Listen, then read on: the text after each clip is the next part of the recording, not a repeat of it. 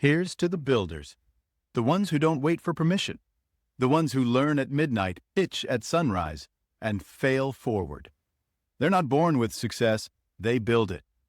With duct-taped day jobs and one good idea too stubborn to die. They aren't influencers, they influence by doing. The system wasn't made for them, but they make it work anyway. You can doubt them, mock them, ignore them, but you can't stop them. Because they know, real growth starts inside. This is for them. This is Dr. Wood Recommends, where business meets real life. Hey there, Brandon here, and I get it. You've heard the pitch all the time. Just install this one tool, push a button, and watch your business run itself. So you tried it. You spent the money, you wrestled through the setup, and now you're buried in bugs, chaos, and a million support tickets through all your various automation platforms. Well, what happened? You didn't fail, the story you sold did. Now, automation feels hard because the way that you've been told how to do it is kind of broken. People jump in trying to automate everything fast, but they don't actually understand their processes that they're automating. So they end up automating the chaos that's involved. And what do you get from that? You get no time saved, you get a team that doesn't trust the system, you get tools that don't even talk to each other, and you get a system that constantly breaks. Does that sound familiar? Well, it's not your fault. You just need a better mindset, one that actually works for what automation should be for. Forget it as this magic button idea. Automation isn't a product, it's a system you build like Lego blocks. Each of these little small pieces connect with one another until you've created something powerful. Now, this new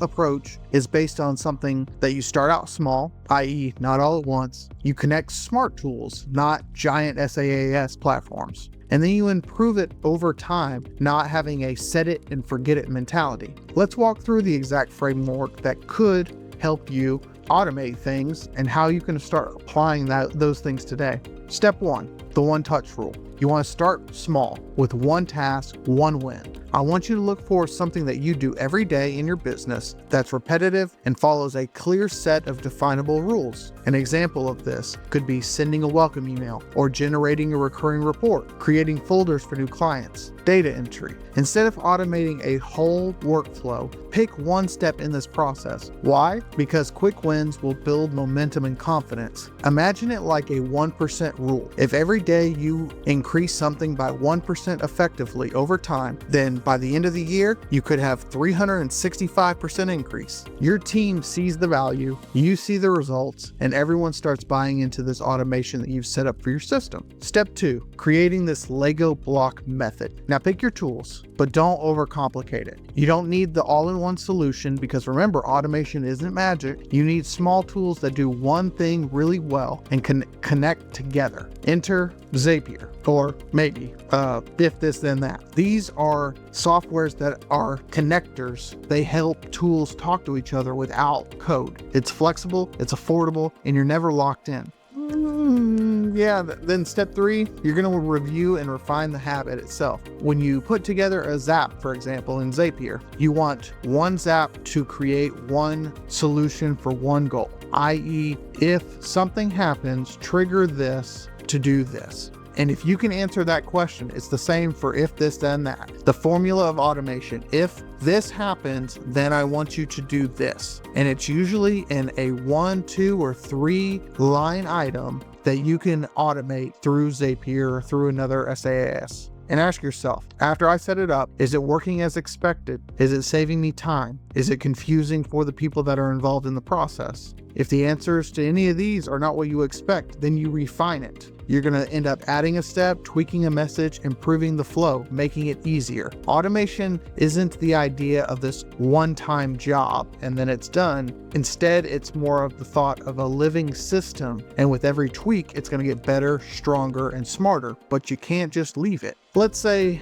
you're, a consultant onboarding a new client. In the old way, maybe you'll manually create a folder, maybe you'll write a welcome email, input them into the CRM, maybe even generate the invoice, book the call. Hours every single week is being dedicated through all these manual processes. In the new way, using an automation of if this, then that system, you update you want to update a card in Trello to client 1. You make That's probably a bad example, but if you envision the process as that if this then that step, and you use Trello, for example, and you wanted to move the client from cold email all the way to full sale.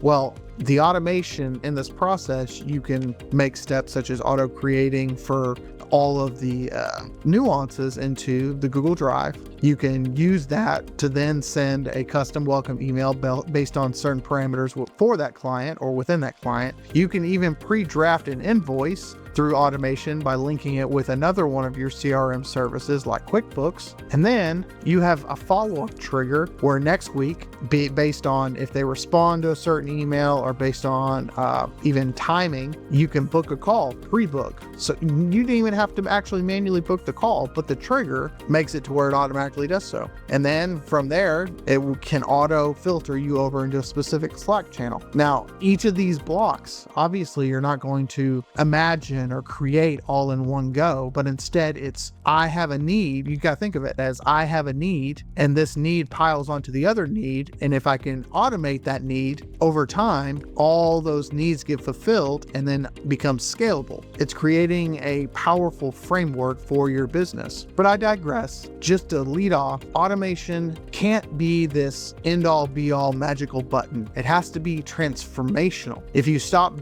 trying to do all of it at once, then it seems to build up and you don't break down when a piece of it breaks down, because you know how to build and where to build and why it doesn't function in a certain way. So remember, start small with the one-touch rule, connect the smart tools with the Lego blocks, and then keep improving with the refine and review method between you, your business, your employees, and the outer market. And this is how you create a frustration-free zone from automation. It takes away the constant stress of having to manually do all the processes that create value to you for your business. Now, you want to get started with what actual automation is? I want you to pick one repetitive task in your business that you just need to get rid of. And then I want you to come up with a simple automation, one goal to one problem, one result.